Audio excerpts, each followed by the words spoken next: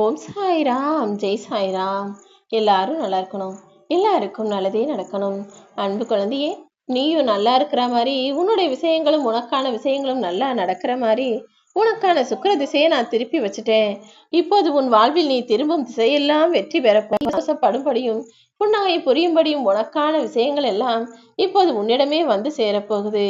இந்த உலக வாழ்க்கையில நீ சந்திக்கிற ஒவ்வொரு மனிதரும் உனக்காக உன்னை நோக்கி அனுப்பப்பட்டவர்கள் தான். தெரிஞ்சவங்க உனக்கு தெரியாதவங்கன்னு யாரையுமே நான் பிரித்து பார்க்கவில்லை என் செல்லமே. ஒவ்வொரு மனிதரும் உன் வாழ்க்கையில் வருவதற்கும் அவர்கள் உன் வாழ்வில் உனக்கு செய்யும் நன்மைக்கும் தீமைக்கும் எல்லாமே காரணம் இருக்கு. உன்னுடைய பூர்வ ஜென்ம வினைகளின் காரணமாக தான் நல்ல மனிதர்களை உன்னை நோக்கி நல்லதும் செய்ய வைக்கிற, சில தீய மனிதர்கள் உன்னை நோக்கி வந்து கெடுதல் செஞ்சு உன்னை கஷ்டப்படுத்தி அதன் மூலமாக உன் பாவத்தையும் தீர்த்து வைக்கிறாங்க. நீ உன் வாழ்க்கையில இனிமேலாவது எந்த தவறும் செய்யாம புண்ணியங்களை மட்டும் அதிகரிச்சுக்கிட்டு நன்மைகளை சேகரித்து வைக்கக்கூடிய ஆளாக இருந்துக்கோ. மனிதர்கள்னாலே வாழ்க்கையில ஒவ்வொருத்தருக்கும் நிறைய எதிர்பார்ப்புகளும் ஆசைகளும் இருக்கும். எதிர்பார்ப்பும் ஆசைகளும் இல்லாத வாழ்க்கையை வாழ்வது கஷ்டம்தானே. ஆனா நீ எதிர்பார்ப்பது போலவும் ஆசைப்பட்டது போலவும் இதுவரைக்கும் எதுவும் நடக்கலன்றதான் உன்னுடைய வருத்தம் என்பது எனக்கு தெரியும். ஆனா உன் வாழ்க்கையில என்ன நடந்ததோ அது எல்லாவற்றையும் உன் நன்மைக்காக தான் நான் நடத்திக்கிட்டு இருக்கேன்னு புரிஞ்சுக்கிட்டு மகிழ்ச்சியோடு வாழ ஆரம்பி. நான் உனக்கு போட்ட திட்டப்படிதான் உன் வாழ்வில் நீ வெற்றி பெறப் போகிறாய். உன் வாழ்க்கைக்கான ஆரம்பமாகவும் முடிவாகவும் இந்த சாயப்பா நான் இருக்கும்போது இடையில் வரக்கூடிய சில குழப்பங்களால நீ நொந்து போகவோ சோர்ந்து போகவோ வேண்டாம். உன் எண்ணங்களை எப்போதும் அழகானதாக வச்சுக்கோ. உன்னுடைய அழகான எண்ணங்கள் மூலமாகவே உன் வாழ்க்கையை அன்பானதாக அர்த்தமுள்ளதானதாக நான் மாத்துறேன். தேவையில்லாத விமர்சனங்களை யார் உன் மேல வச்சாலும் அதை தவிர்த்து விட்டு நீ செய்ய வேண்டிய வேலைகளை நோக்கி போய்கிட்டே இரு. நீ வாழ்ந்து கொண்டிருக்கும் இந்த வாழ்க்கை உனக்கு வரமாக கொடுக்கப்பட்டது என சீக்கிரமே நீ புரிஞ்சுக்குவ.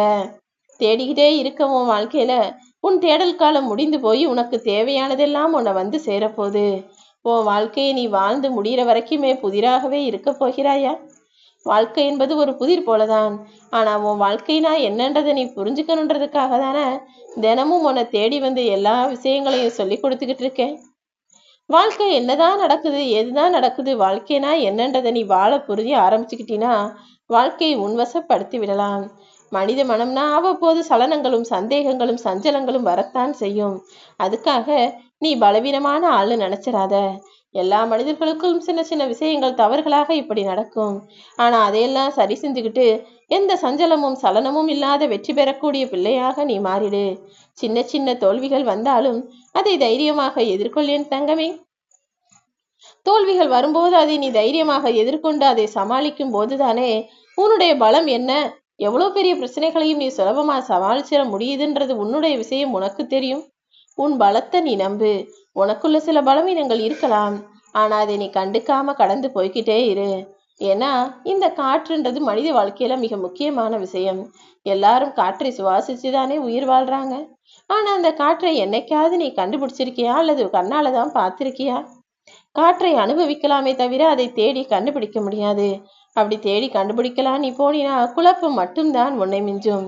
அதனால எதையும் தேடி போகாம எது உன்னை நோக்கி வந்தாலும் அதை ஏற்றுக்கொண்டு அனுபவிச்சு கத்துக்க தயாராக இரு.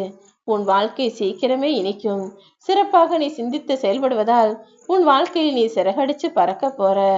எந்த காரணத்துக்காகவும் ஏன் வாழ்க்கை, ஏன் நாக்கு, ஏன் இஷ்டம்னு உன் எண்ணத்திற்கு நீ நினைச்சதையெல்லாம் அடுத்தவர்களை நோக்கி பேசிவிடாதே. அடுத்தவர் மனம் காயப்படும்படி உன்னுடைய வார்த்தைகள் விழுந்து விடாமல் பத்திரமாக பார்த்து பேசு என் செல்லமே. ஏன்னா அப்படி நீ யார் மனசாவது கஷ்டப்படும்படி எதையாவது பேசிட்டினா அவர்கள் உனக்கு மன்னிப்பை கொடுக்கும் வரையிலும் இந்த சாயப்பா நானும் உன்னை மன்னிக்க மாட்டேன்.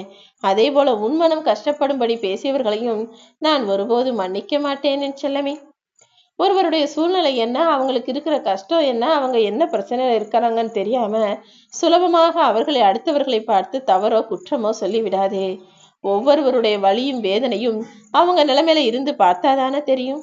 அது தெரியாமல் யாரையும் அவசரப்பட்டு காயப்படுத்தி விடாதே. உன்னுடைய வாழ்க்கையை போலதான் அடுத்தவங்க வாழ்க்கையும் இருக்கும்னு யோசிச்சு நடந்துக்கோ.